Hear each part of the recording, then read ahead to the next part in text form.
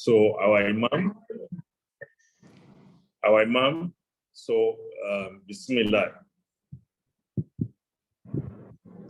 أعوذ بالله من الشيطان الرجيم بسم الله الرحمن الرحيم اللهم صل على محمد وسلم اللهم صل على محمد وسلم اللهم صل على محمد وسلم الحمد لله الأول بلا ابتداء والآخر بلا انتهاء هو الذي لا يفنى ولا يكون إلا ما يريد فحلوا لما يريد يحيي ويميت المالك لملك ذو الجلال والإكرام الحمد لله الذي بنعمته تتم الصالحات وبعفوه تكبر الذنوب والسيئات وبكرامه تكبر القربان والعطايا وبلطفه تستر العيوب والزلات هو الذي يديك وابك أمات وحيا هذا وارثدا منا وعطا نعمده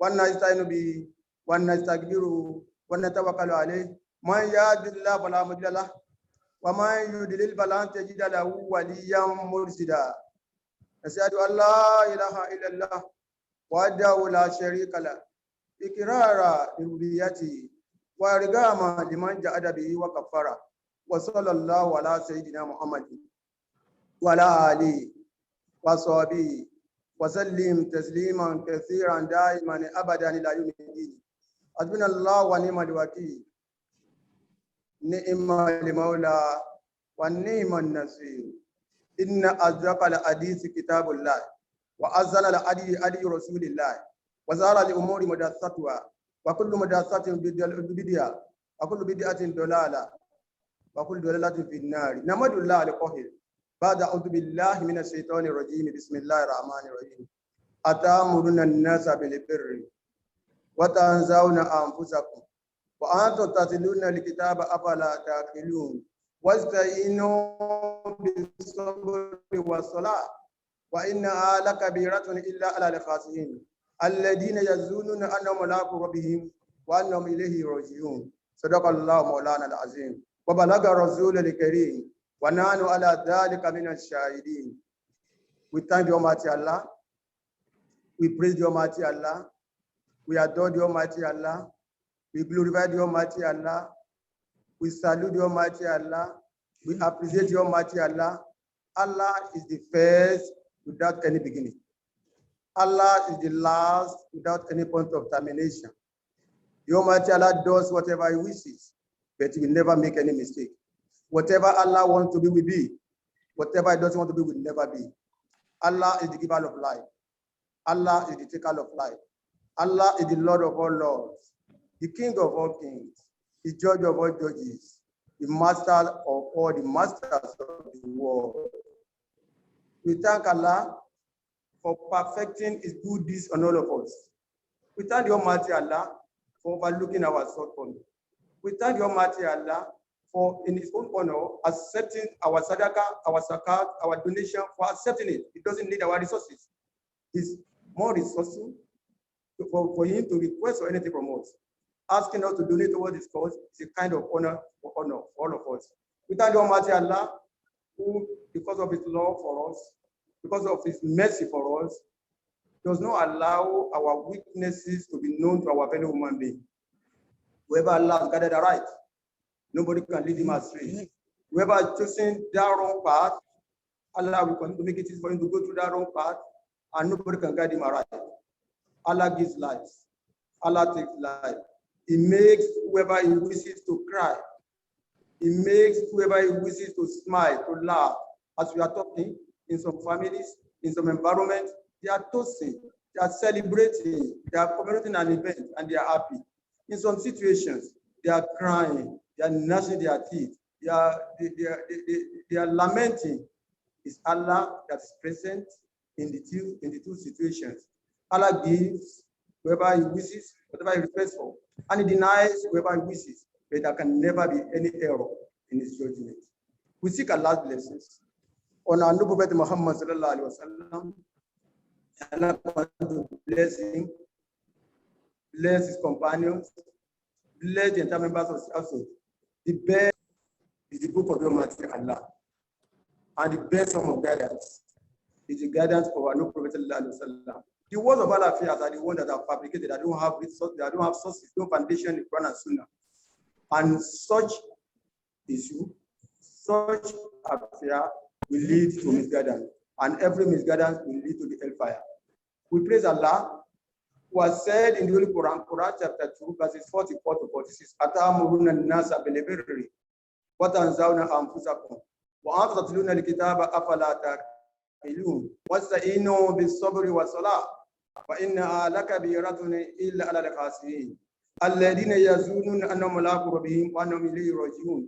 Quran 2, 44 to 46 has sandwich between it the theme of Nasrullah al-Fatih for this year's Ramadan. We have the theme specifically in Quran chapter 2, verse 45. But that chapter 2, verse 45 cannot be explained in isolation. And that is why in most of the tafsir that we have been doing in the beginning of Ramadan, we combine the three ayah. But the ayah that we are going to focus on today, because we have discussed extensively on the first ayah and on the following ayah. But the theme itself, we continue to talk on it till the end of Ramadan. And that's what Nasrullah al-Fatih has agreed to make all these discussions, all these lectures, all these tafsir in this Ramadan to revolve around. Allah says in Quran chapter 2, verse 45, وَاسْتَعِينُوا بِالصَّبْرِ وَالصَّلَاةِ. Seek the assistance of Allah with patience and with prayer. وَإِنَّهَا لَكَبِيرَةٌ إِلَّا عَلَى الْخَاشِعِينَ. This is tough, this is difficult, this is burdensome, this is taxing, except for those who are devout, except for those who are humble. With the way we do tafsir in Nasrullah al-Fatih, when I was trying to carry out the mere analysis, as we are told by Sheikh Imam, may Allah be pleased with him, carry out the mere analysis of the ayah, وَاسْتَعِينُوا بِالصَّبْرِ وَالصَّلَاةِ. Seek the help of Allah with assistance, with patience and prayer. There are so many meanings given by the interpreters of the Quran. There are so many meanings given by the Mufassirun of the Quran. But the message is not lost. But the way they interpret, the way they explain this particular ayah, the way is deeper. The way is deeper.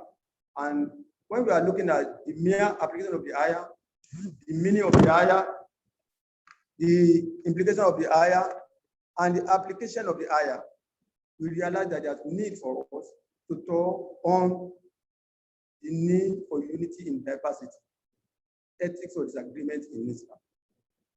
When I was looking at the meaning of this ayah, that ayah Allah says, seek my assistance with prayer, with patience and prayer. It's difficult, except for the devout.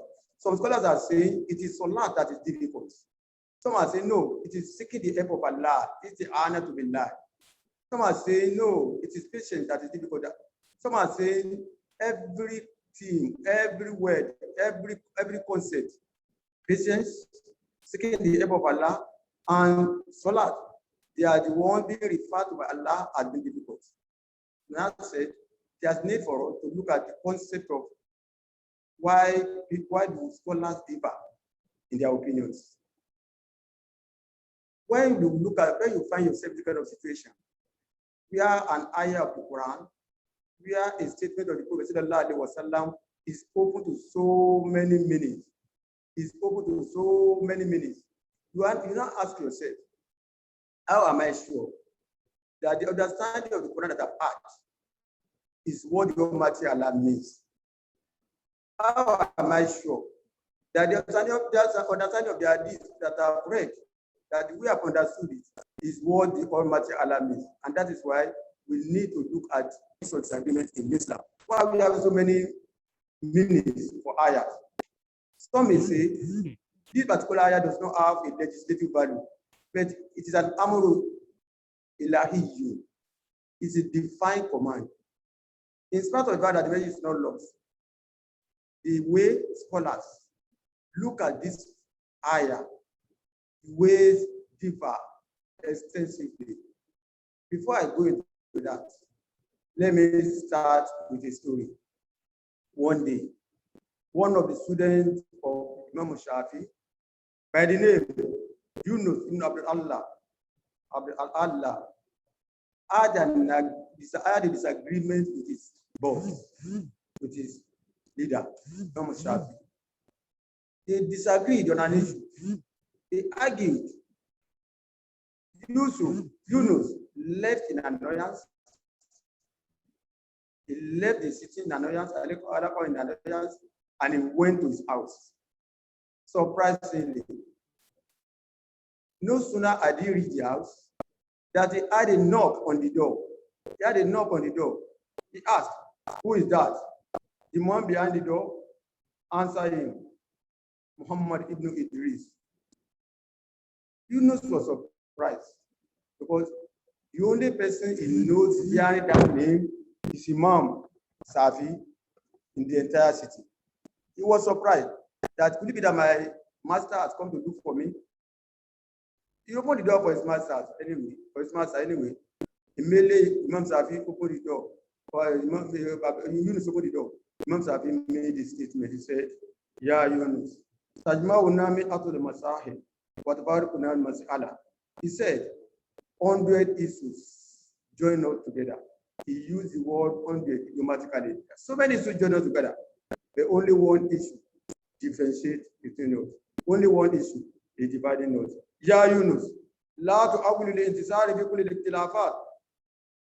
My student Yunus, don't expect to be triumphant in every disagreement. We're having a disagreement with somebody. He says, "Fa'ayanan kisbu li-qulubi awla min kisbu li-mawafiq." Winning the art is more important than winning situation. And my student Yunus, when you are arguing with somebody, don't stand on the position that I want to win the argument. Because winning the art is more important than winning the argument. You may win the argument and you are going to lose the friendship. He said, "La tadimu li juzura allati banaitaha wa abaritaha farubama tataju adil udda yawma." Don't break the bridge that you built yourself, that you used to cross over, because you may need it some other day. Ikra al-khata da'ima wa la tukri li-mutih. Only aid the error. Don't aid the person that has committed the error. Ya Yunus. In takid al-qawla lakin itirama li-qawli. He said, criticize the speech, but respect the maker of that speech.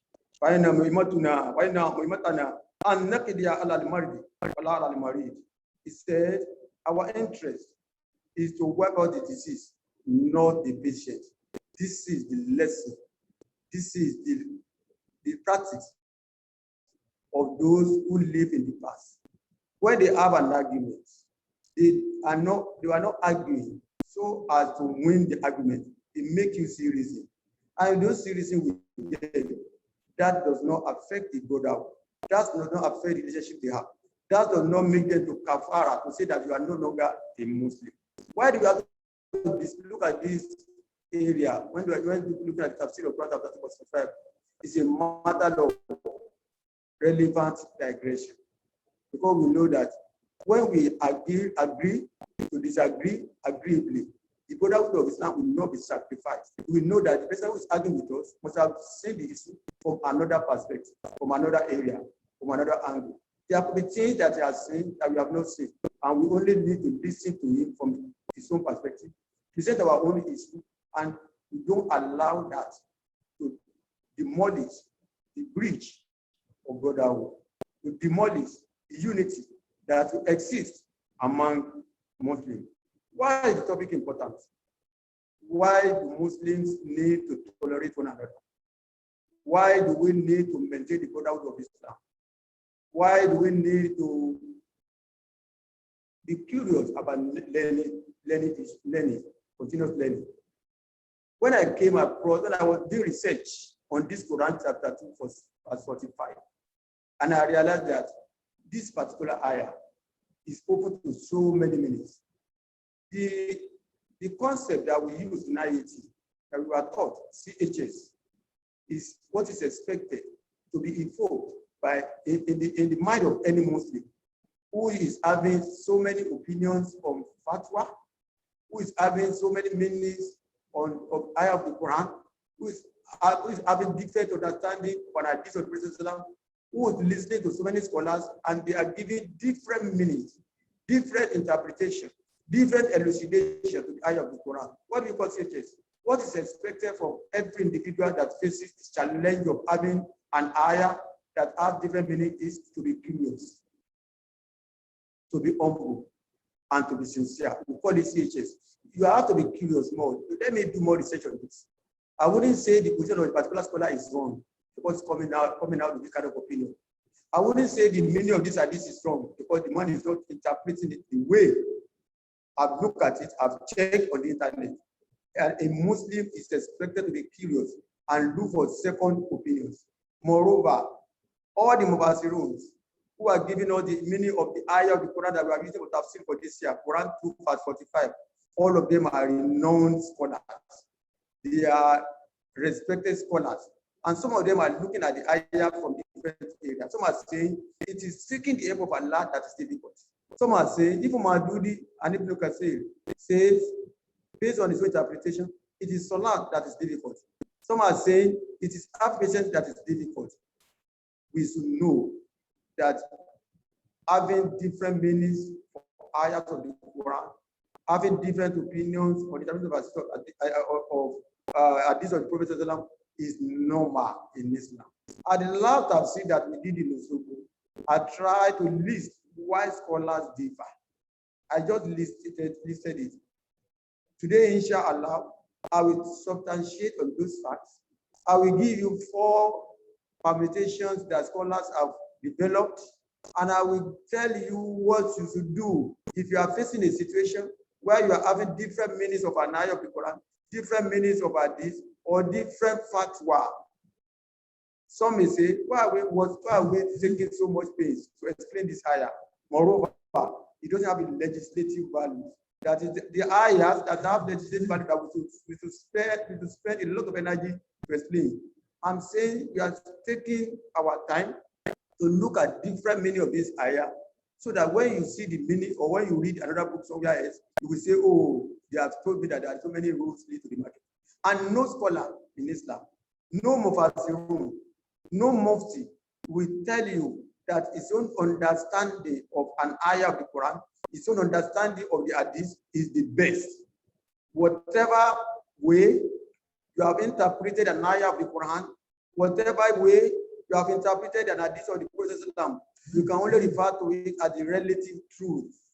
Relative truth. There are so many ayahs of the Quran that our forefathers have given us the meaning in the past. But later we realize that there are so many ways that those ayahs can be interpreted. Even with their fatwa, there are so many ways that the ayah they have used to arrive at that fatwa. There are so many ways that the ayah can be looked at. Somebody was telling me today after our sahur, when he was trying to look at the meaning of Inna Ali Usri, Yusra al Mali Usri, I said, may Allah forgive me. He said, it was one day when I was giving the tafsir of that ayah that was able to understand it more. That difficulty does not come after it. Difficulty comes with ease. Whenever Allah gives you problem, whenever you have problem, the solution to that problem will come with that problem. And there are so many additional that make us understand that. Scholars will continue to differ in interpreting Quran, in giving fatwa, interpreting hadith, due to 6 reasons. And I'm going to list the reasons before going to the permutation. Number 1, silence of the text on some of the issues. For example, blood transfusions, organ transplants, smoking of cigarettes, same-sex marriage as a punishable offense. This smoking of cocaine, smoking of marijuana, playing inside the aeroplane, playing of that is outside the aeroplane, all these acts, all these concepts, Quran and Sunnah are silent on them. The scholars will now use the basis, some ayahs, some hadiths of the Prophet that are similar, that you can use to deduce reasoning. You can use to deduce link with that particular situation. For example, I said, from the beginning of the Quran to the end of the Quran, you will not see where it is mentioned that Prophet flies in an aeroplane, and he observes Salat. The same thing like this. The scholars of Hadith, they knew, they have read that the Prophet prayed on the back of his horse, and they used that to determine the judgment that you can pray inside the aeroplane. The fact that this text is silent on some issues. You can't see anything on blood land. You can't see anything on cloning. You can't see anything on IVF. You can't. Some of those issues, scholars will now have to use their own level of understanding to give meaning to it. Number two, that are listed, I will rush over it. There are some ayahs of the Quran that are ambiguous in meaning, that they are open, they are susceptible to so many interpretations. Like the ayah that you have read today. وَاسْتَعِينُوا بِالصَّبْرِ وَالصَّلَاةِ وَإِنَّهَا لَكَبِيرَةٌ إِلَّا عَلَى الْخَاشِعِينَ. Seek the help of Allah with patience, with salat, though it is tough, except for those who are devout. Scholars are saying, no, it is salat that's difficult there. And they gave their evidences. No, some are saying it is seeking the help of Allah. It is allowed in Islam because all of them will not claim to be infallible. And you will realize that by the time they give the meaning of Quran, by the time they give the extended of this, they will say, Allah, Allah knows this. Allah knows this. And that's one of the reasons why we must understand the four permutations that has been highlighted in the book written by IET Dean, Sharia Intelligence. I will be less technical when I'm explaining the four permutations because of the lessons that we're going to get from it. Number three, the level of access to materials of scholars differ. Our fathers who had lived in the past, who had died, they can come back to this world and they are told that you have a gadget that can contain 1 million books. They will argue with you that you can be somewhere now, delivering lecture, and people all over the world will be watching the lecture. They will argue with you. The level of access to material differ. When I was trying to look for the meaning of that ayah, وَاسْتَعِينُوا بِالصَّبْرِ وَالصَّلَاةِ وَإِنَّهَا لَكَبِيرَةٌ إِلَّا عَلَى الْخَاشِعِينَ. I look at 27 interpretations. 27 interpretations. And they are saying the same thing in different ways. The same thing in different ways. And that is why when you see a scholar giving an interpretation of an ayah or of an hadith, which differs from the way you have understood it, you should know where the person is coming from. Number four, different environment and culture. And that is why in NASFAT, most of the time, for those who have not undergone our training, there's a training we do for members of NASFAT and non-members. We adapted it from IET, Islamic Educational Trust, MENA. We call it Train the Trainers course in Dawah, Islam, and Dialogue. Train the Trainers course in Islam, Dawah, and Dialogue. Through that courses, there are about 12 modules. We make people to become Muslims by choice, not by chance. We make Muslims to understand that fatwa is not all the time importable. You don't import fatwa. Because what they call it fatwa, a legal opinion. When they call it application of an ayah, what they call it application of an hadith, by the level of understanding of the person who is doing it at the other end, he may be using his environment to determine the fatwa that is giving you. Somebody who is in Malay may not understand our culture. And one of the is al-addatu mu'akkama, customs, traditions, they have basis in law. Environment differs, giving rulings could differ, explaining parts of the Quran could differ. When some people are talking about the Rama,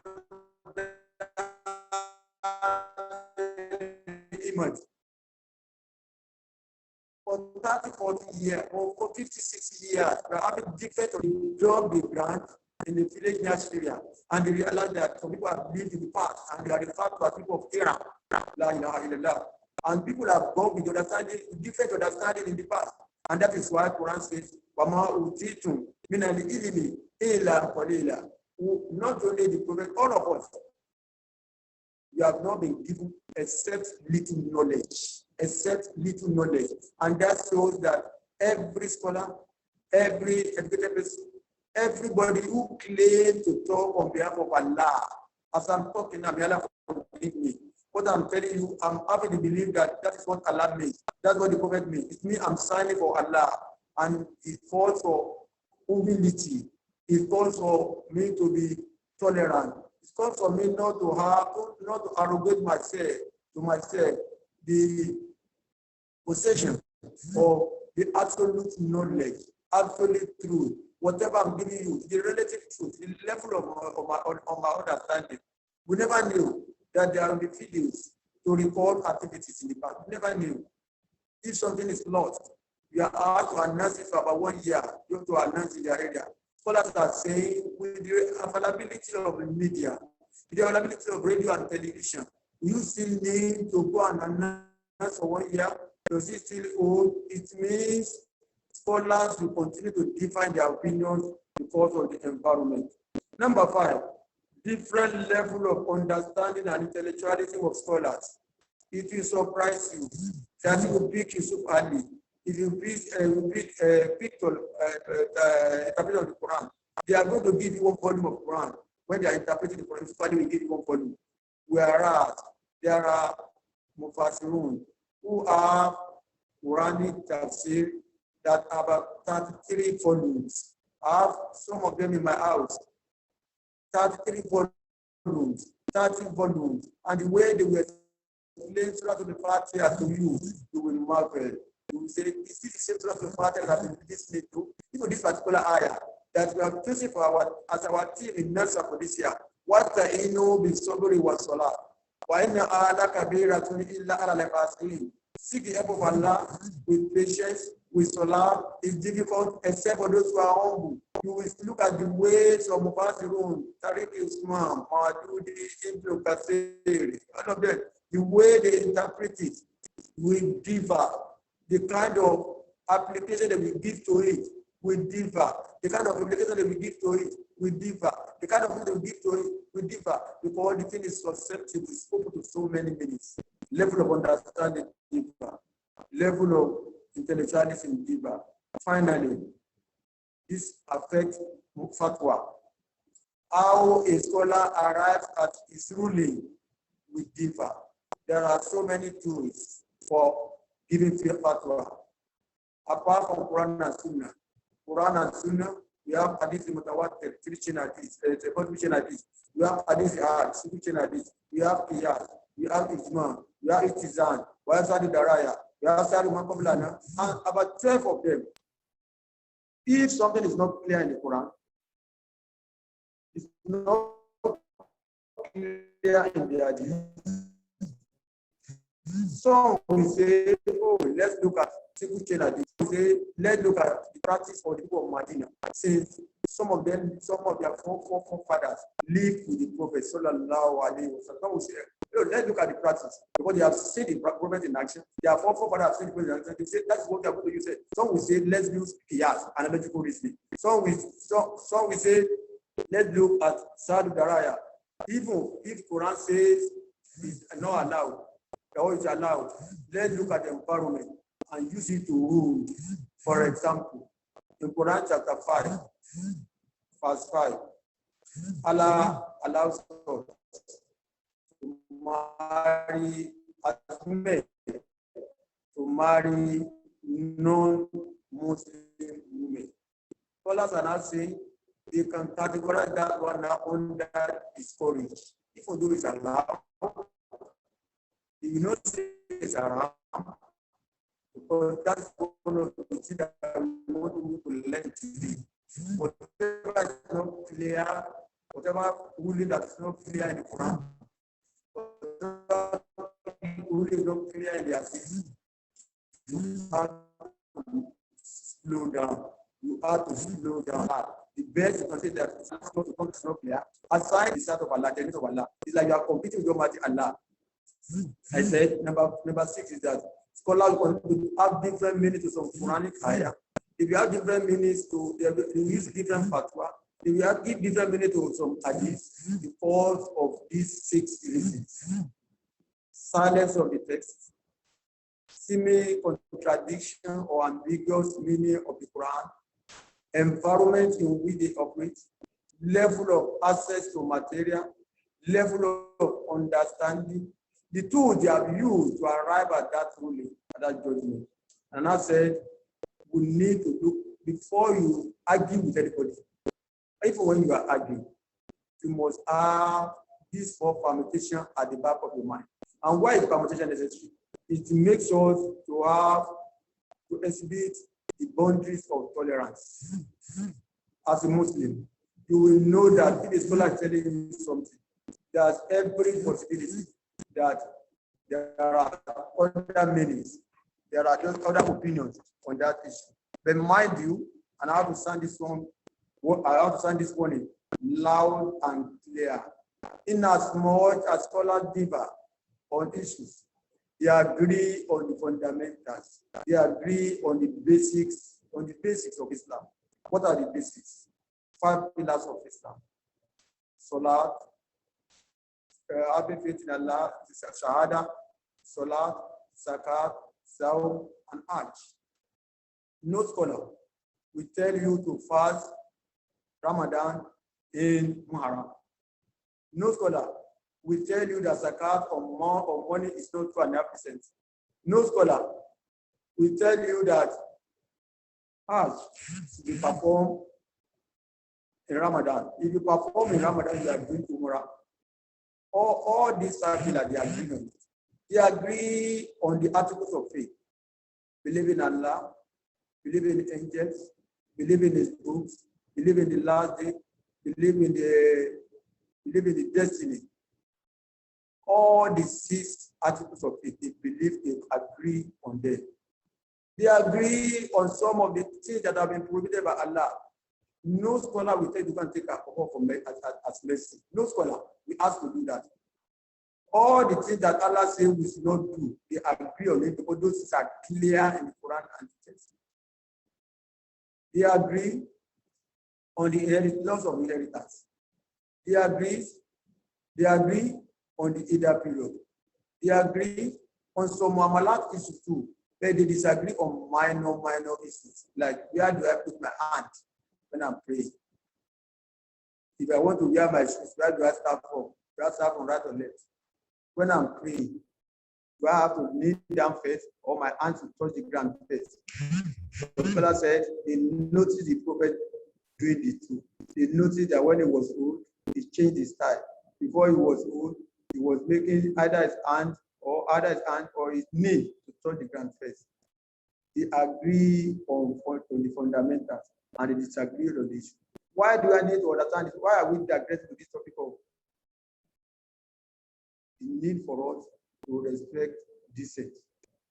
In order for us to have a better understanding of Islam and to achieve our optimal, to perform at optimal level as individuals and as a Muslim community, we need to understand that we need to respect dissent. Abdullah, in his book, Living Islam with Purpose, developed towards better understanding of Islam. This topic I'm treating today, he listed it as one of the things that every Muslim must understand. And it's one of the things we are promoting in Natural Party: unity in capacity, brotherhood in Islam, unity in Islam, tolerance in Islam, respecting good opinions in Islam, respecting dissent in Islam. That unity does not mean uniformity. Unity does not mean uniformity. You may not be uniform in opinion as long as the issues don't affect the fundamentals of Islam. Imam Abdul-Azeez said 5 things. He said, we must trust reasoning. We must respect dissent. We must stress societal obligation. We must set priorities. And we must emphasize democracy. Respecting dissent, so that I'm talking about today. In NASFAT, we teach our members all these things so that when they get outside, they will not sacrifice brotherhood for minor issues. When they get outside, it will ensure that tolerance, understanding, and brotherhood of Islam are more important than anything. The need for us to understand this topic is for us to be tolerant of each other and to respect different opinions. Somebody will have said, why are I giving different meaning to this theme of NASFAT party? Is allowed in Islam for level of understanding deeper. Number two, we need to promote this kind of program, this kind of topic, in order to foster unity, peaceful coexistence, and tolerance among the Ummah. If you are having intra-society challenges, how do we develop interfaith relations? How do we enjoy interfaith dialogue? When somebody belongs to another society is condemning the attitude of another society, when there are enemies of Islam outside, when there are issues that we have to speak in one voice, when you believe that, the Bible say, he has left leprosy and is attending to the headworm. Instead of taking care of a more severe disease, we are looking at minor issues. Number three, why you need to understand this topic and why you need to continue to seek knowledge on how to respect different opinions. It is for you to ask the question. Anytime you find yourself in an environment where you need to argue, you ask yourself, is it worth it? Is it worth the argument? I was sad when somebody told me the number of lives that we lost over the argument of how do you shake your hand when you are doing a tire? When you are doing a tire, do you shake your hand? Do you station your hand?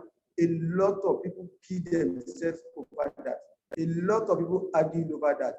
Before you argue in Islam, ask yourself, is it worth it? And that was one of the lessons that I want to get from the story of Imam Safi that I narrated at the beginning of my discussion. It's not worth it to always want to win an argument. When you win an argument, when you kafara somebody, you lose friendship, and that person don't want to discuss with you again. Number four, preservation of brotherhood. And I gave you a story. I gave the story last time when I was in I was in Haram. I went for Umrah one day, and one man came to me and he said, Imam Onike, before I came for this Umrah, we are having an argument in our mosque, and the argument nearly tore the mosque apart. Even myself and some of us at the Imam, we didn't see face to face. We are not seeing face to face. Before I came for Umrah, I said, what is the bone of contention? And the man said, surprisingly, he said, they were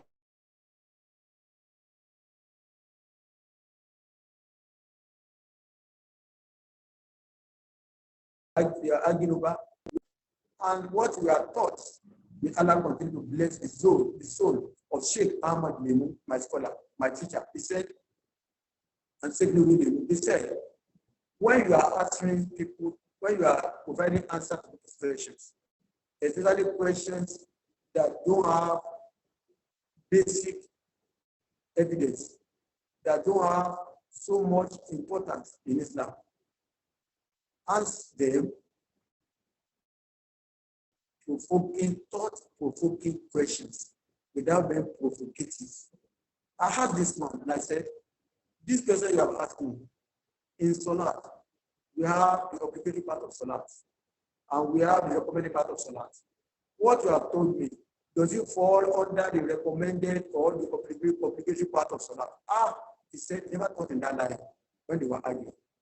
Never look in that direction. Before you argue at all, look at the position of what you are arguing on before you lose your temper. Number 5, we always need to agree to disagree. It's right. We need to agree to disagree agreeably. That you have taken this position, I'm taking this position. By the time we meet Allah, Allah will judge this right. I'm not saying I'm right, and that's why I said that whatever position you are taking, especially if the meanings, the implications are not clear in the Quran and Hadith, whatever you are taking will be regarded as the relative truth. It can never be the absolute truth. To Allah belongs the perfection. No matter what you do, no matter what you say, people will continue to make effort, intellectual effort, to give meaning to Quran, to look for meaning of Hadith, to do researches on Hadith, to do researches on the Quran. I told you that an ayah, only one ayah, I look at 27, more than 27 interpretations for me to have somehow clear understanding, not completely clear understanding, somehow clear understanding of the ayah. Number 6, we need to exercise caution before saying something is compulsory, before saying something is prohibited. Once an ayah of the Quran that is used to arrive at a fatwa, that is used for a tafsir, or that is used to give a command, once it is susceptible, it is opening to so many meanings. You don't say categorically that something is haram, except what Allah has declared to be haram. You don't say something is Allah, except what Allah has declared to be Allah. Say Kordowi in his book, Allah and Haram in Islam, he listed about 11 factors. That saying something is Allah when it's haram, or saying something haram when it's Allah, is that competing with your Almighty Allah. Let's look at the top permutations. I said, I'm going to be less technical. If it's not clear, I'm ready to go back. But this is one of the things that NASFAT and NASFAT is promoting.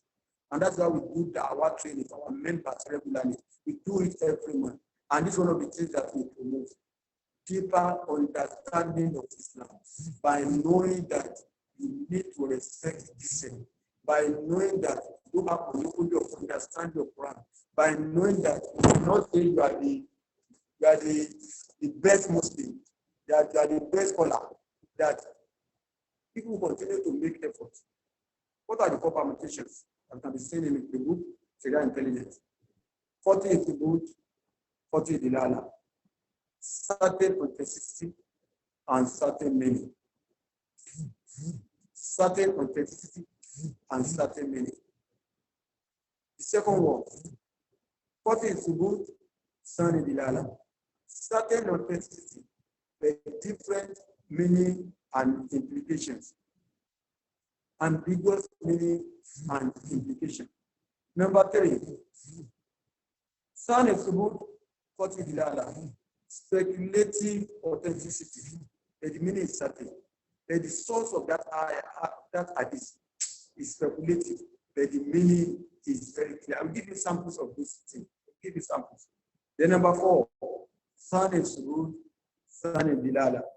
There are some fatwa that put it that the authenticity of it, of the source that they use in Arabic that fatwa is questionable.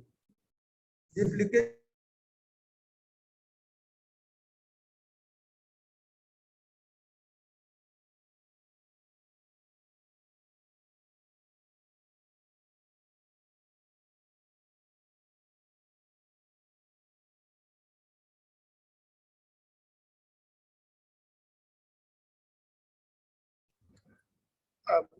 Assalamu alaikum. I think Imam is having some challenges with the network.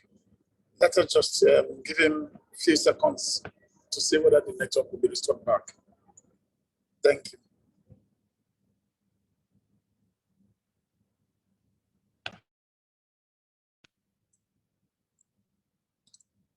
He is currently disconnected now. Just give us 1 minute so that we will try and reconnect back. Thank you.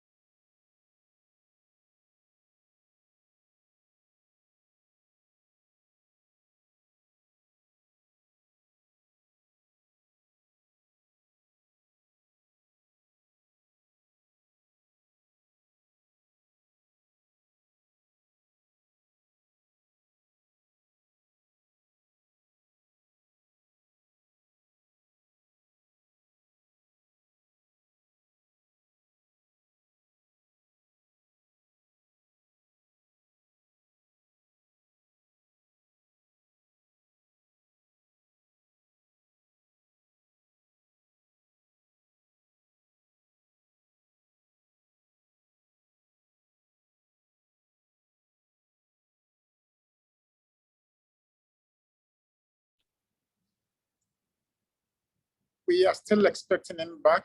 I think he must have joined now. We'll try now.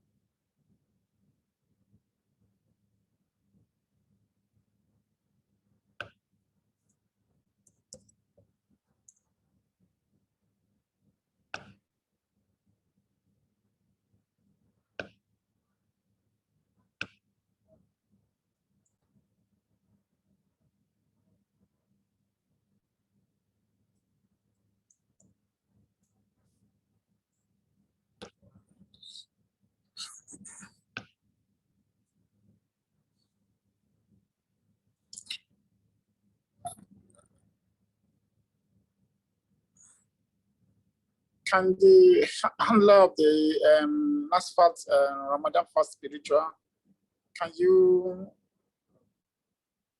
check with the Imam or use your own connection for the Imam, please?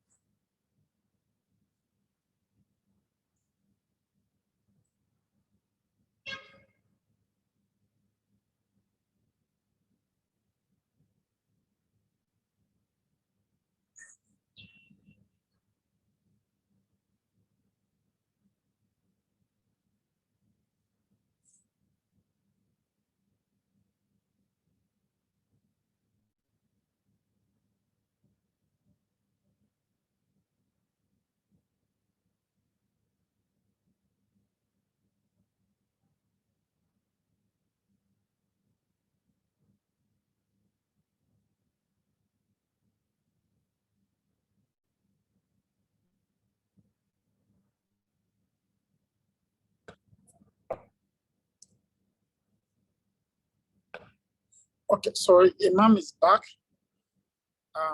Imam is back. We're heading in here.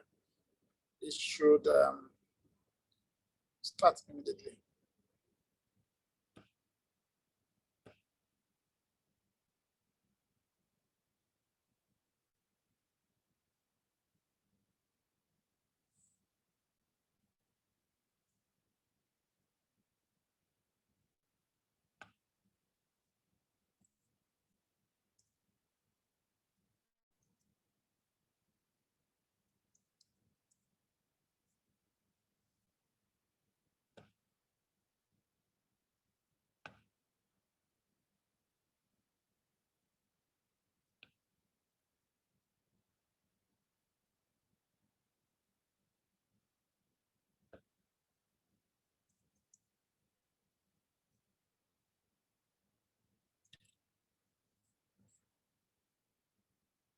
Okay. Assalamu alaikum wa rahmatullahi wa barakatuh. I'm very sorry. There was a technical issue.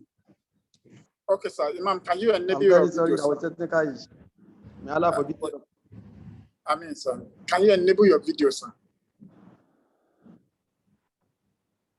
Okay, I'll do that. Thank you, sir.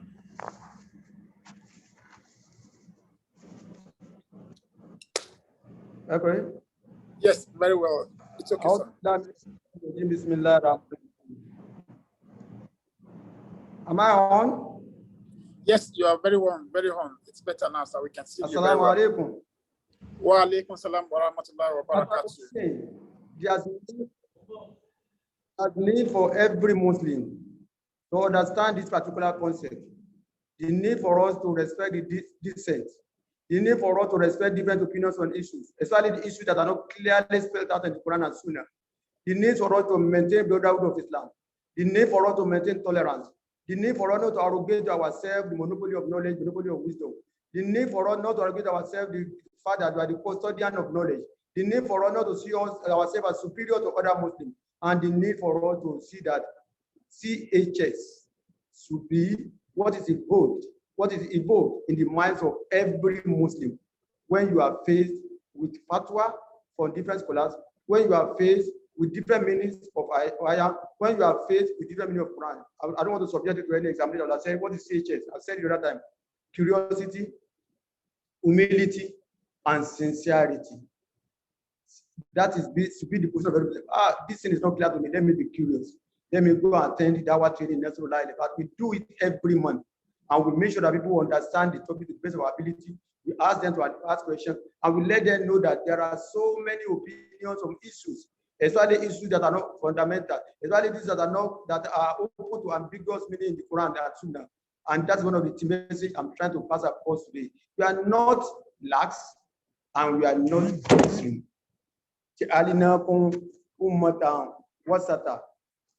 We Muslims, we are people of middle course, and that's what we are promoting, and that's what is not the kind of tradition that we want everybody to imbibe.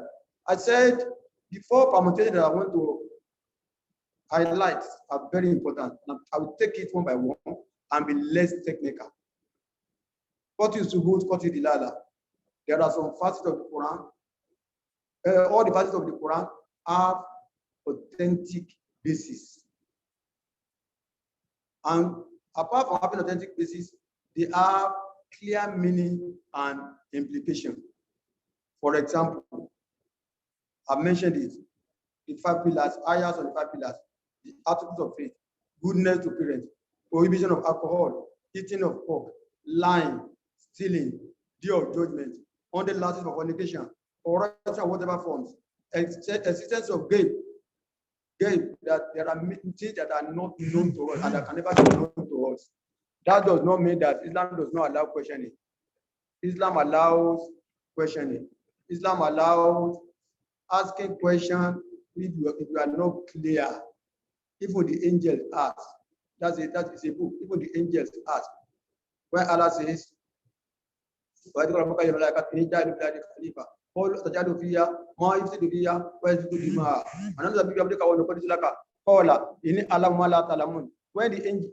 told the angels that I want to create passion on earth, he asked him, you want to create those who will be causing mischief on the surface of the earth? Not that they don't believe. Not that they don't believe. Not that they don't trust Allah. But they are asking questions. We are allowed to ask questions, not about game. Not a question like, what is Allah doing now? How does Allah smile? How does Allah, that is what is called game. Hidden knowledge that cannot be known by anybody. 40 is good, 40 dilala. There are some ayahs of the Quran that are categorized as having 40 dilala. Basically speaking, all the ayahs of the Quran are authentic. But the strange challenge we have is that the meaning may be so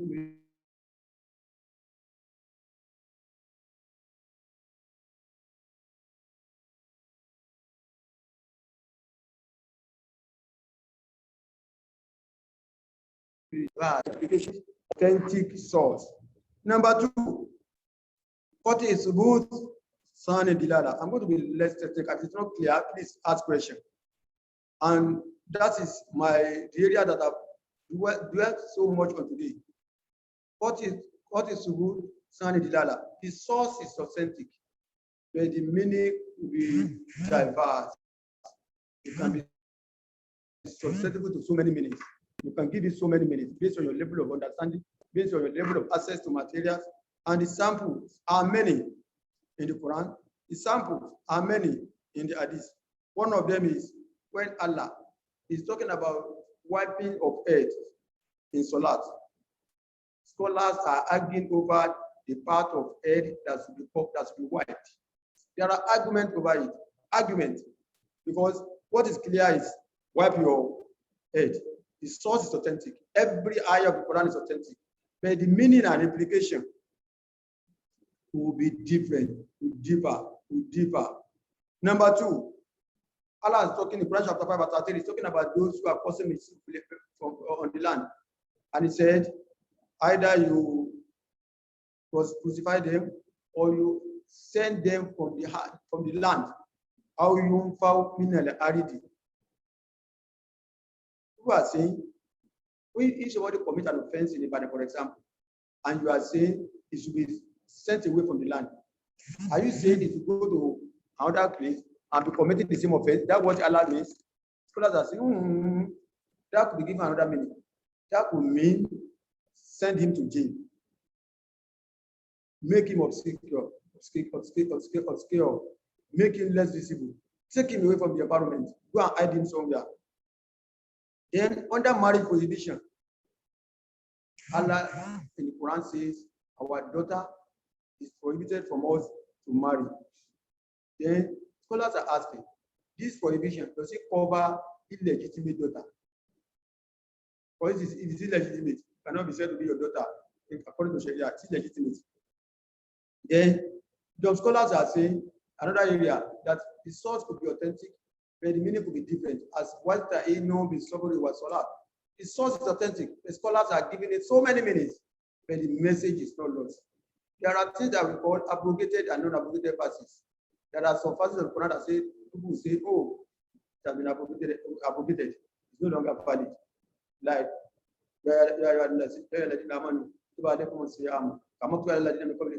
قال كنت تكون أياما معدودة وما كان منكم يدعون إلى سفر فلا تؤمن يا ابن فارا والذين يجدون بدية طعام المسكين ومن تصوم ومن تطوع خيرا فهو خير لكم ومن تصوم خير لكم إن كنتم تعلمون. Quran chapter 2 verse 183 to 184. It says, I've made fast for you.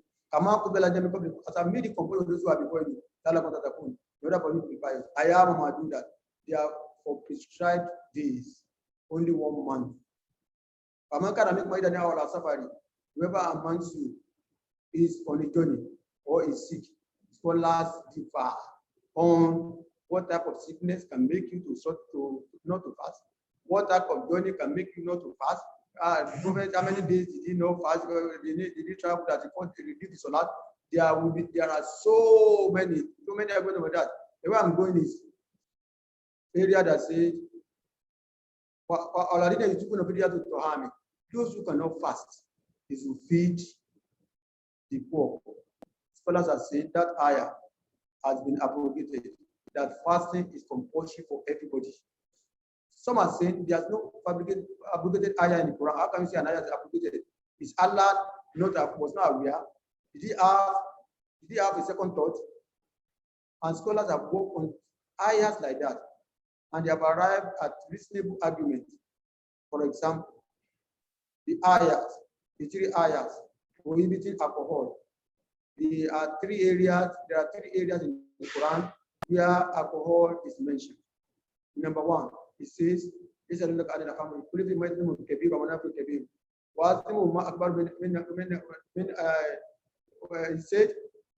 he will ask you about alcohol.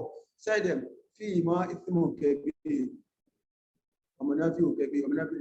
tell them there are sins there. There are sins there, but there are benefits. But mind you, the sins outweigh the benefits. He never said, that ayah never said, don't go take alcohol. Another ayah says, Wala takrabu solata wa antum sukara. Wa antum sukara. It said, don't move near salat when you are drunk. That ayah also does not say, don't take alcohol. Number 3 says, he said, throwing of arrow, putting of something on the stone, alcohol, gambling. Said, alcohol, they are part of the work of Satan. Move away from it. The ayahs are not contradictory to one another. Scholars have agreed that that is gradual prohibition of alcohol consumption as ordained by the Almighty Allah. That he knows that when you want to stop people from doing a particular act, you prohibit it gradually.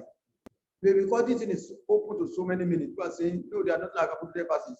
No, every Allah couldn't have been said to have forgotten something. And there are so many things like that. And I give you the example of clear, authentic text, but different meanings. Why in Allah Kabiratu? It's difficult. What is difficult? Is it salat? Is it patience? Is it the help of Allah? Number 3, mind you, in this situation, where you have seen that the ayah of the Quran is clear about it, but people are giving different meanings to it. You need to be tolerant. And that is the message that I'm passing on today. You need to be tolerant. You need to accommodate other people's views. You don't have to say that your own opinion is the right. It's the right, other percent correct. You don't have to say that because the thing is open to so many minutes. Then number 3, permutation. Standing to good, faculty didala, speculative authenticity, and certain meaning. The authenticity is speculative. You can't say it's genuine. But when you look at the meaning, it will make sense. You have been listening to the hadith. That patriotism is part of faith. Scholars are saying that statement was not made by the Prophet. The meaning may be clear. Everybody encourages patriotism. Everybody encourages love for their nation. But to ascribe the statement to the Prophet is suspect. That it's good to have to love your country. Because scholars are saying, if someone is an idolater, if someone is a non-Muslim and he loves his country, are you saying he has had Imam when you have articles of 826 and you are saying patriotism only is one of the it's part of it? The source is suspect, but the meaning is clear and direct. Prohibition of eating carnivorous animals. There are these that forbid you from eating animals that eat human beings. You may say because the thing could be violent, because for us to eat animals that are eating human beings, oh, you must have eaten blood. You may say the meaning and the reason are clear, but the source is susceptible, and every fatwa that is derived from it can be subjected to analysis by the scholars. Then the finality of intentional 3-in-1 divorce. Just about the Prophet, you need to divorce your wife 3 times before your wife will be hard to go and marry another wife if you want to marry her back. During the time of your companion, woman, he said, if you divorce your wife 3 times at a city, that law will be passed on you. And why did he do that? It's to discourage frivolous divorce.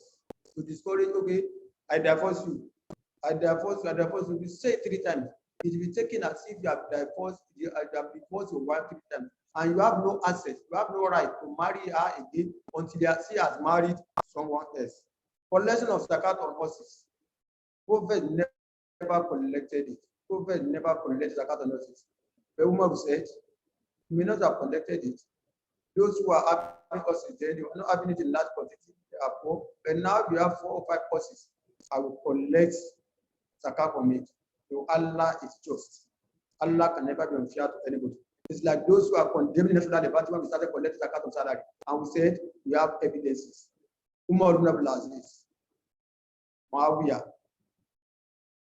they were collecting zakat from the soldiers' salary then. If somebody collects salary and he collects each amount of money, and you are saying a farmer who is a poor farmer must give zakat on every harvest that he has done every 3 months, every 6 months. Is that fair? And somebody is having a salary of 1 million, 10 million naira. If at the end of the day he has paid zakat and he missed Allah, Allah said it's not zakat, it becomes sadaqah. What has he lost?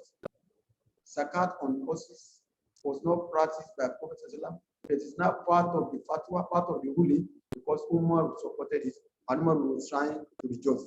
Then final one. There are some hadiths that they don't have sources, authentic sources. And even there are many are susceptible, are suspicious, are open to so many interpretations. Number one, people categorize punishment of apostasy and drink of alcohol as being fixed for dictionary. Some are saying whoever apostates should be killed. Whoever apostates and wages war against Muslims. People apostated during the time of the Prophet ﷺ, and he didn't kill them. If you have to kill people because they have reverted, they have left our religion, what is the position of Quran chapter 2 verse 2, which is La Ikraha fi Din? There's no compulsion in religion. In Sharia, people will mistake Sharia to mean law. Sharia means the totality of way of life of Muslims. Out of the totality of ways of life of Muslims, we have penal aspect. Penal aspect is less than, up to 20% of it. The penal aspect of Sharia, what that has to do with punishment, it's not much at all. But once we have Sharia in Nigeria, once we have Sharia, because of the way we promote it, we say, oh, it's about cutting the hand, it's about turning to death. In Sharia, the totality of way of life of Muslims, there is another that's dedicated as penal aspect. Even this penal aspect is divided into three. We have fixed punishment by Allah. We have qisas. Qisas means loss of retribution. If you blind somebody, the judge will rule that you should be blinded too. If you slap somebody, the law should rule that you should be slapped too, even though forgiveness is encouraged. But that retribution is encouraged, is allowed in Islam in order for people not to take laws into their hand, not to be engaged in human treatment of others. If you say that we should adopt, if they slap your right cheek, turn the left cheek, that person will be slapping everybody's faces, everybody's cheeks. But if he knows that if he slaps somebody else's face, the judge will rule that his face is to be slapped too. You take caution. Then we have to assume discretion of the judges. Judge can say, there's a punishment that are not clear in the Quran that I don't have fixed punishment. A judge can say, go and serve 1 year, 1 month imprisonment. Go and give him 20 lashes of cane. Go and do this, go and make it to sweep the market. Then these are some of the then saliva of the dog. Is it impure? People will give a hadith on it. And people are not looking at that hadith. Let's look at the text of that hadith. Let's look at the meaning of that hadith. Is it the saliva that is impure or the dog itself? If it is the dog itself, Allah will not allow us to eat what the dog has killed for us. It's allowed in Islam when you send your dog out to go and hunt for you, and you say Bismillah Rahman when you are releasing the dog, whatever it kills for you. It's allowed for you to eat it. If the saliva is impure, what it has killed for us will definitely be impure. It will definitely be impure. Then number two, people are asking, when Prophet says that if a dog touches your bone, you should wash it seven times, and the seventh one to be with sand. They are saying, is it because of impurity of the dog's saliva or because of hygienic situation? That if I get a very good detergent, we won't washing be sufficient. It's one of the things that people are asking about. These 4 categories, 4 permutations, will let you know that when there are arguments on issues, the date of what was established, are we getting the source from the Quran and Hadith? If they are getting the source, is the meaning and the implication of that, is it clear? Is it clearly spelled out? If you see some people performing ablution, you'll be surprised. Some perform ablution and it walks up to the wrist. Some will walk up to the shoulder. You'll be surprised. That is their understanding. And you don't have to argue about it. Don't argue about it. Leave it. Leave it. Some will say, you must keep your bed. You don't keep your bed. You are a Catholic. Who says? Who says? How many Jews do we have that keep beds? Does that make them, once something is not made compulsory by Allah or by the Prophet, it's not make it compulsory for ourselves. And what will make it compulsory is cut it to root and cut it dilala. clear source, authentic source, clear meaning, clear implication, which will lead to clear application. What to do when scholars differ? What to do when scholars differ? The book, Sharia Intelligence, has given us a reference of possible 10 actions that you can take when you face the situation of having different fatwa, different opinion from different issues. There are 10 possible options. I wouldn't know that time will allow me to explain them in details. I will take them, I will rush over them. And these options could be combined. These options could be combined. If you are looking at the meaning of the Quran, you are looking at a fatwa, and the fatwas are given by scholars who are competent. Moreover, for you to say a scholar is not competent, you must be a scholar yourself. You must be a scholar yourself.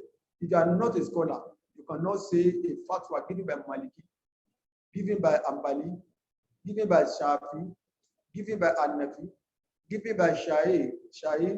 You cannot say their opinions are wrong. You cannot say the effort they made at arriving at opinions, the effort they make at giving out the meaning of Quran, the effort they make at giving out the meaning of Hadith. When I was looking at what somebody was salat. That seek the help of Allah with patience and salah is difficult. And Madudi, as strong as Madudi is, as educated as Madudi is, he said, no, it is not the seeking of the help of Allah that's difficult, it is salah that is difficult. And that is why NASFAT will take it as one of the lecture. One of the topics we are going to treat during Ramadan is salah difficult. 10 minutes, maximum of 15 minutes in a day. Maximum. Is it difficult? Is it difficult to do? Why did the Prophet say that whenever it's troubled, you take his ablution and do salah? Why is it that when you are praying our salah, ideas that have been away from us, you get ideas, you think. When you remember Allah, your mind will be at rest. Is it difficult? Maduri, even the saying it is salah. Innaha means female, feminine pronoun. That salat is innaha, salat is feminine, salat is female. Innaha refers to salat. Some are saying, oh, it's to be lie. Seeking the assistance to be made female too. That innaha appear to it. It means we will continue to have that kind of opinion, and that is one of the good things about Islam. Religion is dynamic. It's not static. It had been static. We wouldn't have had what we call Islamic finance today. Apart from Abba Hanifa, is the major promoter of Islamic finance. Is major promoter. It is one that has made us understand some concept, some terminology of Islamic finance. When you are faced with so many issues, so many opinions on issues, go with the strongest opinions. Go with the strongest opinions. How do you know strongest opinion? Except by a scholar. You cannot do so. How do you know that this means different? It's better than this? No, you can't know. You can't know. That option is limited to people who have the understanding of principle of Islamic jurisprudence. You don't have that knowledge that the man has arrived at this minute, the man has arrived at this fatwa because the thing was not clear, it's not clear in the Quran, the thing is not clear in the Hadith. He has used another tool of getting fatwa, which could be opinion of scholars, which could be analogical reasoning, which could be behavior of people of Medina, which could be blocking the myths, which could be societal interest, which could be simple chain hadith, which could be share remarkable the belief, the opinion, the topic of people have believed before us. It is if you are a scholar that people say, okay, let me look at the permutation. It's like somebody who wants to do arithmetic and doesn't know the rule of God mass. It is somebody who knows the rule of God mass. As we refer to it in Islamic jurisprudence, we know, oh, yeah, no Quranic ayah, no hadith. The man has used this. Okay, I'm comfortable with this. If you don't have that knowledge, you cannot go with the strongest. Number two, go with the opinion supported by Makassid Sharia. One of the lessons that we are promoting in NASFAT Elefati is Makassid Sharia. And when we understand Makassid Sharia, our Islam will be better. And that's why I said it. That's why Umar Farooq Abdullah listed is among the 5 things that a Muslim must know, emphasizing makosid. What is the objective of Sharia? Jalib al-masalih wa dar'u al-mafasid. Promotion and enhancement of benefits and removal of harms. If somebody gives a fatwa and you see that that fatwa is far away from a person, even if he's quoting the Quran and Hadith to you, it is the one who has not understood the intention of the lawgiver. For example, people are on the Umrah, may Allah accept it from them. People will go for Hajj around June, July. There are some aspects of Hajj rights that because of the objective of Sharia, people have lessened it. People have added innovations to it, which are allowed.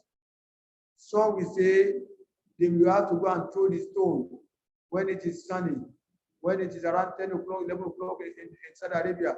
And the same crowd, about 4 million, 3.5 million people want to throw stone, first day thrown at the same time, and there will be casualty.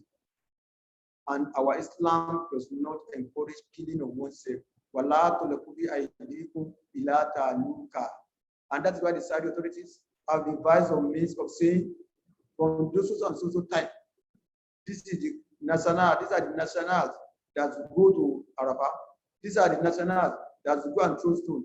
These are the nationals that go and do this. These are the nationals that go and do that. Somebody can ask now say, oh, no, I want to do it the way the government did it. Ah, no, it has to be done that way. They look at the makashi. It's like the compass, the final goal, the final objective. What a ruling runs contrary to that, will not accept it. It means the objective of Sharia is being flouted. Somebody wants to divorce his wife. It's allowed. The anointing is permitted to Allah is divorce. Even though divorce is allowed in Islam, it's not a crime to divorce your wife. You look at the interests of the children involved, and the judge can rule otherwise. Nobody can now say, no, Allah is divorce is allowed. Oh, let's look at it. What is the interest? These children, who is not by their choice to have been brought to this world, will be made to suffer, will be made to become street urchins. The judge can look at the objective of Sharia before giving the ruling. Number 3, there are 4 or more than 4 mazahib, schools of thought in Islam. People will say I'm Maliki, like people in Nigeria now who follow Maliki. Some people are following Sabi, Malaysia. People of Saudi Arabia are following another school of thought. People of UK, different school of thought. You may say, oh, I'm following Maliki. Whatever Maliki, whatever opinions give on an issue, I'm going to follow it. Even if there are so many other opinions. We do that. It's allowed. Number 4, follow the consensus, majority of scholars, that this man is saying this. But I've seen so many opinions, and there are so many scholars giving the same opinion. Let me follow let me follow the crowd. And people are giving evidence by saying that our noble Prophet said, my ummah will not agree on an error. People do, Imam may not be, consensus may not be right at that place. Scholars are saying, when people agree on, when so many people agree on a particular issue, and that's why people give hadith mutawatir, the same level of authenticity as the Holy Quran, almost same level of authenticity as the Holy Quran, almost. Hadith mutawatir means multiple chains hadith. Hadith that is revealed by a set of people, about 5 or 7 of them, another set of people, about 5 or 6 or 7 of them, another set of people, and they are saying almost the same thing. Almost the same thing. Different set of people say almost the same thing. Scholars are saying that they couldn't have agreed to lie against the prophet. Number 5, follow the opinions of the local scholars. Ibn Abidin says most of the opinions given, most of the verdicts given by scholars are influenced by local customs. Some are saying we should not prostrate for our father. We should not prostrate for our mother. Because prostrate for Allah alone. Forgetting the fact that when you prostrate in this part of the country, in this part of the world, you are not worshiping. You are showing respect. Thinking like that is Boko Haram mystic. It's like thinking like a Boko Haram person. For Boko Haram, one of their line of listening about 35 or 30 of them that have been poo-pooed, that have been cleared by Dean IET. He said they will never go to school. Why won't you go to school? Because they salute when they go to school. What do you mean by salute? They said they raise up their hand and show their Allah that you raise up your hand for. When we raise up our hand for Allah in Salat, it's different from salutation that we do for our Nigerian flag, for goodness sake. It's like saying, prostrating for a parent on 4 parts of your body, your 2 hands and your 2 and your toes, your 2 feet. It's not the same thing as prostration on 7 parts of your body when you are praying Salat. People are causing confusion in the land. They are even saying people should not watch television, people should not take photograph. And when you ask them, when you are going to Mecca, are you taking photograph or not? You are taking photograph. What are you talking about? They say that one is the rat. When you want to enter Mecca from Jeddah, you will see this. You will see the picture of the king of Saudi Arabia. When you pick his naira at the currency note of Saudi Arabia, you see the picture. They can afford not to do it. They can afford not to draw any picture there. Custom at times will dictate the way people give ruling. Number 7. Number 6, go with the opinion of specialist scholar in the field. Allah says, but unfortunately, most of our scholars, any question they ask them, they provide answers. Instead of saying, this question I've asked me is health related. I'm not a med personnel. I'm not a medical person. Let me go and seek opinion. Some scholars are so misleading to the extent that financial issues in which they don't have knowledge, they will pass fatwa. When they talk about fatwa council, the fatwa council will comprise of finance experts, will comprise of engineers, will comprise of estate valuers, will comprise of Islamic scholars, will comprise so many professionals so that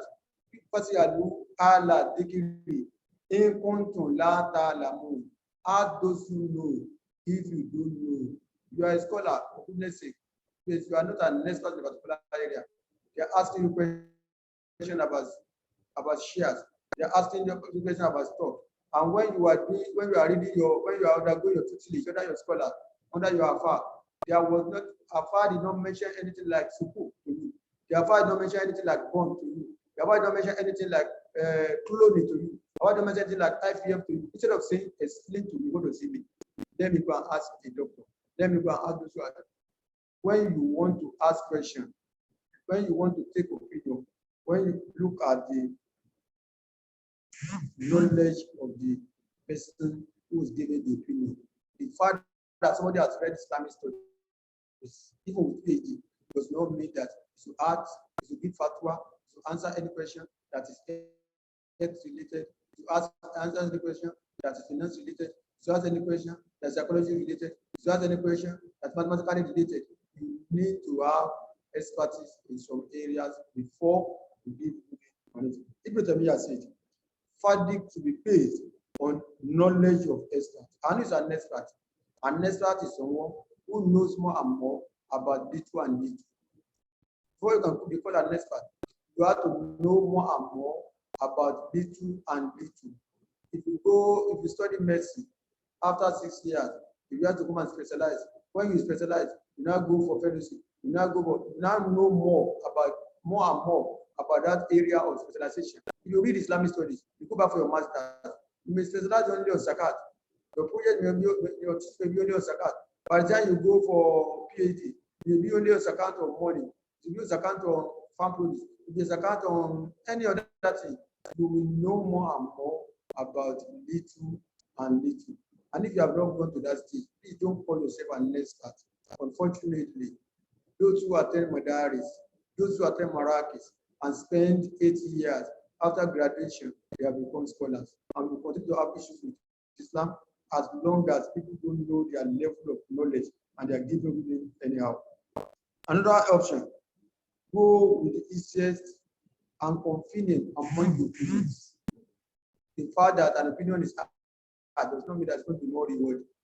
Aisha has said, Prophet will never be given two options without him taking the simplest options. They are saying that if you want to perform Hajj, you can go on foot and pass through the desert. Another option says you can go by flight. My brothers and sisters, choose the option of flight.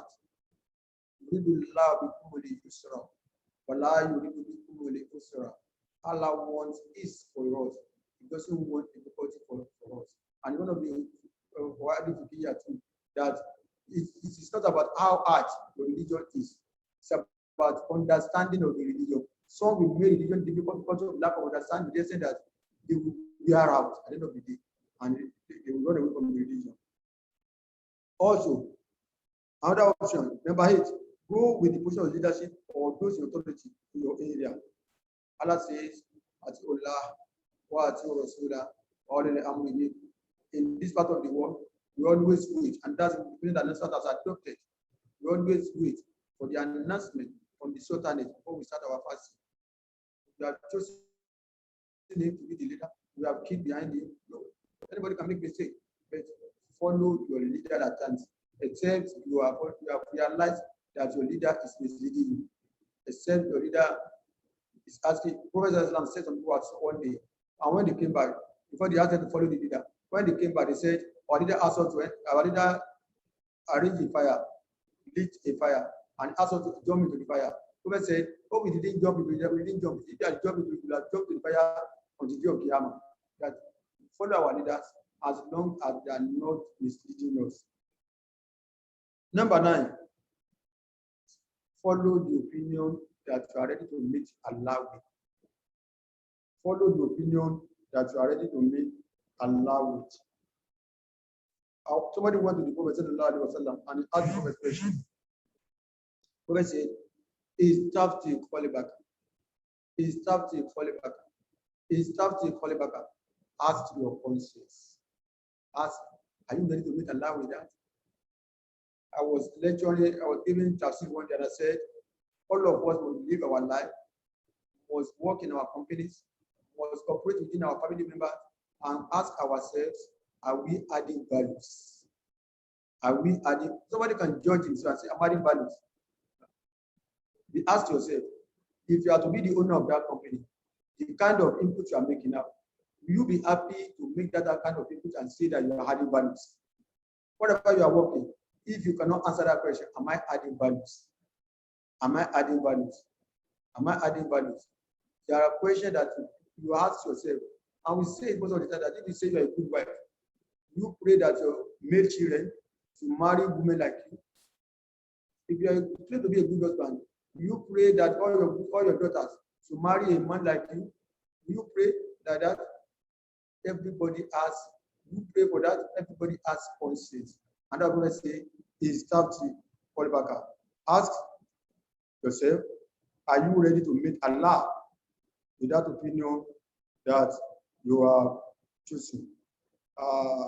أقول قولي هذا وأستغفر الله لي ولكم. I've been talking the last 1.5 hours. I wouldn't know if there are questions. Whatever mistake I've made in my presentation, may Allah forgive me. Whatever I've said here that is beneficial, that will advance the cause of brotherhood in Islam, may Allah share the word among all of us. The guidance that whatever you have seen as a position, when there are issues, you should only take it to be relative true. Since Quran and Sunnah are not clear on these issues. Once Quran and Sunnah are not clear, once the question are open to different meanings, know it to be relative true. Let me conclude. I started with the story of Imam Safi. I want to conclude with statement credited to Imam Safi. Imam Safi said, I believe I'm right, with the possibility that I might be wrong. And I believe the contrary opinion is wrong, with the possibility that it is correct. May Allah let me see the truth to you. most of the time, we take position and we believe that our position is the right position, is the correct position, until somebody picks hold in that opinion. Don't be arrogant, be tolerant, maintain brotherhood, and ask yourself, whatever argument you want to engage upon, is it worth it to sacrifice Islamic brotherhood for it? May Allah make it the benefit to all of us. May Allah continue to soften Imam. May Allah bless our host today, Alhaji Adeduntan. He has been hosting NASFAT tafsir for a long time. You wouldn't know the value, you wouldn't know the weight, you wouldn't know the importance of what you have done today. Apart from those who have joined the webinar live, a lot of people will join, will look at it on our watch it on our social media handles, and become sadaqah to Jariyah for you, as long as they are benefiting. Our YouTube is there, our Facebook is there. Apart from those who are watching it, who are listening to me live, the things will be there perpetually for the children yet unborn to benefit from it. And as long as they are benefiting, Allah will record it as part of the good deeds on the day of Qiyamah. Allah ووطنا بإجابته وقد أولم كما أمرتنا كما وعدتنا يا ذا الجلال والإكرام إنك لا تظلم. اللهم اجعلنا فوق الأرض واجعلنا تحت الأرض وتم الأرض إليك. اللهم اجعلنا من جاءك فأجرته واستغفرك فغفرته واستنصرك فنصرته واستهداك فهديته وتوكل عليك وكفيته وتب إليك وقبلته يا عزيز يا غفار يا رب العالمين. اللهم لا تدع لنا ذنبا من هذا الذنب إلا غفرته ولا أما إلا بريته فقدرته لا مريض إلا صفيته لا مبتلى إلا أبيته لا مريض إلا رحمته ولا عدو إلا عليته ولا أسير إلا يدرته ولا عيب إلا زدته ولا أقوى إلا غفرته ولا طائب إلا قبلته ولا جاهل إلا علمته ولا ولد إلا أصلته ولا مجاهدا في سبيلك إلا نصرته ولا آية من هوائج الدنيا والآخرة إلا قرده إلا قضيتها برحمتك يا أرحم الراحمين. اللهم اجعلنا ممن دعاك فأجبته واستكبرك فغفرته واستنصرك فنصرته واستهداك فهديته وتوكل عليك وكفيته وتب إليك وقبلته وسألت وأتيته غفار يا رب العالمين. سبحان ربك رب العزة عما يصفون وسلام على المرسلين والحمد لله رب العالمين. صلوا عليه وسلم. Thank you, sir. Sallallahu alayhi wa sallam. Alhamdulillah. Alhamdulillah. Alhamdulillah Rabbil Alameen. We beseech Allah to continue to guide our Imam. You do have a very big responsibility being the chief missioner of NASFAT worldwide. And we truly appreciate the opportunity to learn from you today. I've read all the comments. Many people have also sent messages on WhatsApp. Yours delivery has been very enlightening, very educative. And the team, which is unity, is very crucial, especially at this point in time when the Ummah needs to act together, support each other, especially given the various challenges, not just within the country, but on the global space. I beseech Allah to continue to grant you good health, widen your wisdom, so that you can continue this service to humanity and to the entire Muslim Ummah. The time is far gone, so we'll be unable to take questions, a number of people, because we have joiners from different locations, and it's time in most of those locations for people to break their fast by eating the iftar. But the plan will be that the organizers will send the questions to Imam, and then we're going to get some recordings and then we'll post it separately to ensure that we all have the opportunity of your responses to the various questions. But we're indeed very grateful that you oblige us with your precious time. We know how busy you are during this period.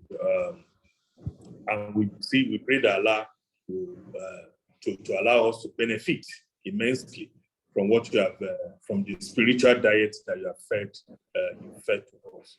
So I will pass the baton back to our lead organizer, Alhaji Imran Adewale Salami, to round up this evening's lecture. Over to you, Adewale Salami. Alhamdulillah, ta'ala Rabbil Alameen. Thank you very much, Sandy, and Chief Imam, Alaji.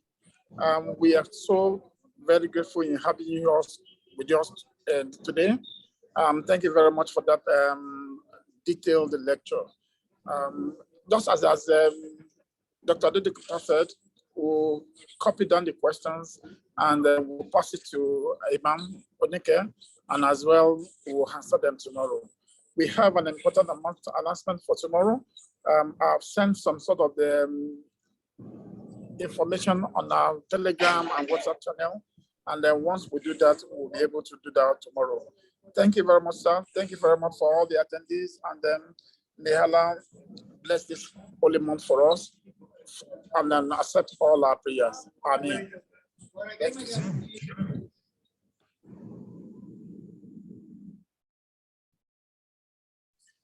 Masalam. Masalam, Imam.